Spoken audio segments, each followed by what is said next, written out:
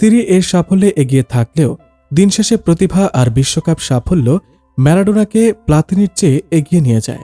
অন্যদিকে ব্রাজিলের শৈল্পিক ফুটবলের পতাকা নিয়ে চলা জিকো তার অসাধারণ ফুটবল শৈলীতেই বেঁচে আছেন দর্শকদের হৃদয়ে। যারা ৮০ দশকে ফুটবলের ফলোয়ার ছিলেন তাদের জন্য এই ত্রৈরথ এখন আবেগের উপলক্ষ নিয়ে আসে। তাদের মুখ থেকে মনের অজান্তেই বের হয়ে আসে আমাদের সময়ে জিকো, প্লাতিনি, ম্যারাডোনারা ছিল।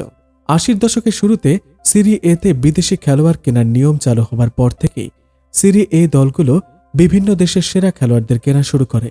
তার হাত ধরে সিরি এতে একে একে আসতে থাকে ফুটবলের কিছু উল্লেখযোগ্য নাম। একবিংশ শতাব্দীতে এসে আমরা লিওনেল মেসি ও ক্রিস্টিয়ানো রোনালদোর দ্বৈরথ দেখেছি। এই দুজন অতিমানবের প্রতিযোগিতা দেখে অবাক হই। ফুটবলে এরকম কিছু এর আগে কেউ কখনো দেখেছে? সত্যি কথা বলতে না, কিন্তু প্রতিযোগিতা না থাকলেও তুলনা ছিল একই প্রজন্মের সেরা খেলোয়াড়দের মধ্যে।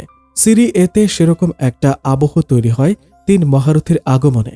সে সময়ে ফুটবল ইতিহাসের ৩ জন সেরা নাম্বার 10 খেলেছিলেন একই লিগে।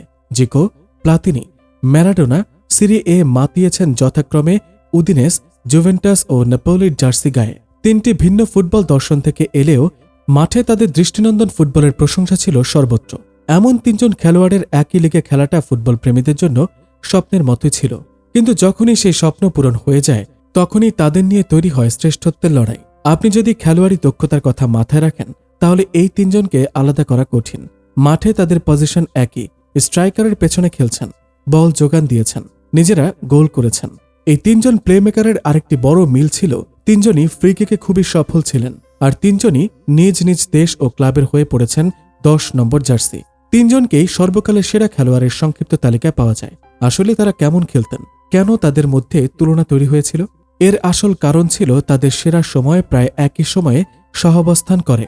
৩ জনের মধ্যে প্লাতিনি সবার আগে আসেন সিরি এতে। তবে জিকোর আগমনেই শুরু হয় জিকো প্লাতিনি দ্বৈরথ। জিকো আর প্লাতিনির ক্যারিয়ার প্রায় একই সময় শুরু হয়। ১৯৯১-এ জাপানে যাওয়ার আগে জিকো তার ক্যারিয়ারের সেরা সময় পার করেন। প্রায় ১৮ বছর টপ লেভেলে থাকা অবস্থায় খেলেছেন ২টা ক্লাবে। ফ্লামেঙ্গোর ২ মেয়াদের ২ মাঝে ২ মৌসুম খেলেছেন উদিনেসে। জিকো খুব দ্রুতই ফ্যান ফেভারিটে পরিণত হন। তার ফ্রিকিক নিয়ে রীতিমতো গবেষণা শুরু হয়ে যায় ইতালিয়ান মিডিয়ায়। তবে দুর্দান্ত সময় কাটানোর পরও জিকো ২ মৌসুমের বেশি ছিলেন না ক্লাবের অ্যাম্বিশন কম থাকার কারণে। পরের মৌসুমে জিকো প্লাতিনির দ্বৈরথ রূপ নেয় ম্যারাডোনা জিকো প্লাতিনি ত্রৈরথে।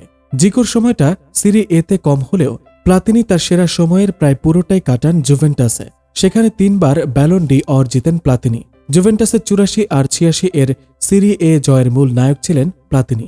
পরে তার প্রতিদ্বন্দ্বী ছিলেন ডিয়েগো আর্মান্ডো ম্যারাডোনা।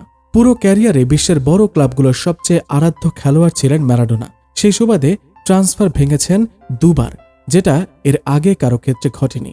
বোকা জুনিয়র, বার্সেলোনা, নেপোলি, সেভিয়ার মতো নামী ক্লাবগুলোতে কাটিয়েছেন ক্যারিয়ারের স্বর্ণ সময়। এর মধ্যে সিরি এতেই ম্যারাডোনা নিজেকে ইতিহাসের সেরা একজন ফুটবলারে পরিণত করেন। নিজের অর্ধে বল পেয়ে মন্ত্রমুগ্ধ টার্নে গিয়ার উপরে তোলেন ম্যারাডোনা। এরপর প্লেব্যাকে শুরু হয় ট্যাঙ্গোর তালের সুর।